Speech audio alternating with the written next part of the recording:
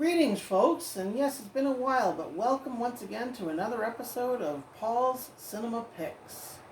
And of course, I am your humble host, Paul Westbrook, reminding you that movie watching during this time is the most important thing. And I know it's a very trying time right now with the whole pandemic thing going on, but meantime, you got some movies to choose, and speaking of choosing, let's get right to the movies.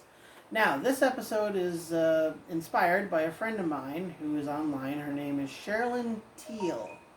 And she was saying about doing something like Sherilyn's Picks. So, in a sense, these are sort of picks that she had specifically chosen, or some that I added to the choice, so it sort of makes it a little more of a variety. The first movie of choice is Interglobal Home Video's The Crater Lake Monster. Now, for those who aren't familiar with Interglobal Video, they created a lot of low-budget drive-in type movies, and they just stuck them on videos during the late 70s and early 80s. And Crater Lake Monster is more or less your monster movie where there's an egg, and people should not be disturbing this egg. And then what happens? There's people down by the beach, they disturb the egg, it hatches, and all of a sudden there's this creature that comes out of it, and it's this huge monster, and it terrorizes this little small town. And it takes the sheriff and these two town misfits. These guys that just live on the outskirts of town in the middle of nowhere, and they all have to team up, and they have to try and destroy the monster within a certain amount of time before the movie ends. It's a good movie, and like I said, it's your drive-in movie, the stuff that you would probably watch late at night back when you were a kid and you had creature features, and we used to watch movies like this. And Crater Lake Monster is certainly good for bang for your buck, even though my late grandmother, she paid $4.99 for this. But the important thing is I have this on a DVD set, but I've kept it on a VHS as well because this has sentimental value to me, because my grandmother was very important to me, and it's something I wanted to keep ever since. And I really like the movie anyway, so Crater Lake Monster is one of the more funnier monster movies. Second one, from Interglobal Home Video again, is one called Monster, and it's very similar to the Crater Lake Monster. In fact, you could play it as a double feature.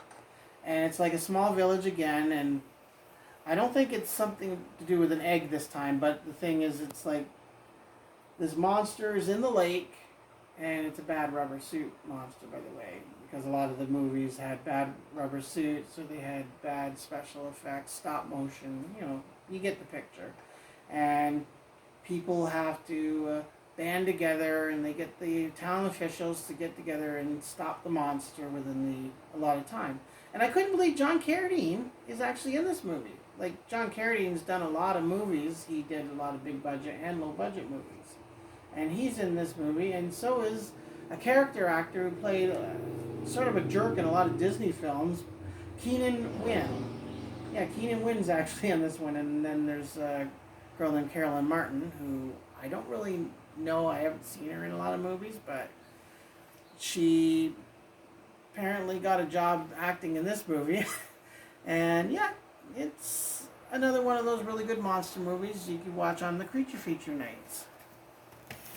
Thirdly, you have Legends of the Werewolf, and it stars Peter Cushing, who starred in a lot of horror films for Hammer, and of course was Grand Moff Tarkin in Star Wars, among other very famous roles. Peter Cushing actually did a few low-budget movies, and this is one of them. And it's a low-budget movie about a werewolf, and the makeup in this werewolf movie is very similar to the Oliver Reed makeup from Curse of the Werewolf, if you've seen that one.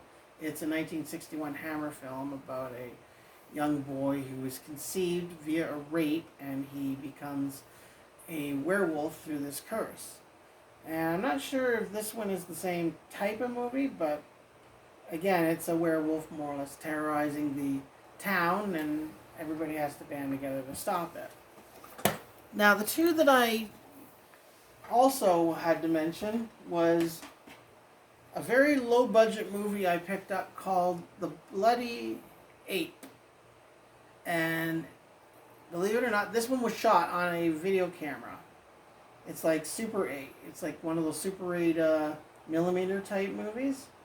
And more or less it's an ape terrorizing this little town, and then everybody's got to get together and try and stop this ape. And there's one, I guess he goes into a video store and he just terrorizes this town, just really makes a complete nuisance out of himself. And yeah, and it's a little bit graphic. I was just reading the caption in the back here. It's a little graphic, but otherwise, if you like these type grindhouse type movies, then it's one that you should actually add to your collection, or just see if you can catch it on the TV. Finally, there's the 1976 movie called Ape, which is a very low budget version of the King Kong movie, which was also made the same year in 1976. Only, yes, King Kong 76 wasn't my favorite, but it was a higher budget. This was the low budget version. Has Joanna Kearns, who plays Carolyn Seaver, I believe, in the hit TV series Growing Pains. She's in this. And it's more another ape terrorizing this area, and then they get the army and they get everybody, much like you would with King Kong, only imagine King Kong with a budget of $200. That's pretty well what you get for the movie Ape. But you could play this with the Bloody Ape, or like I said, play the two monster movies together, or play Legends of the Werewolf with another werewolf movie, and you have yourself a whole night of entertainment. So, this is Paul Westbrook reminding you once again to like and subscribe to the channel, to leave little comments so that we can read them. My sister can post pictures of it, and really enjoy hearing from you. And once again, as I said, this is Paul Westbrook reminding you that I'll be seeing you at the movies, and stay safe.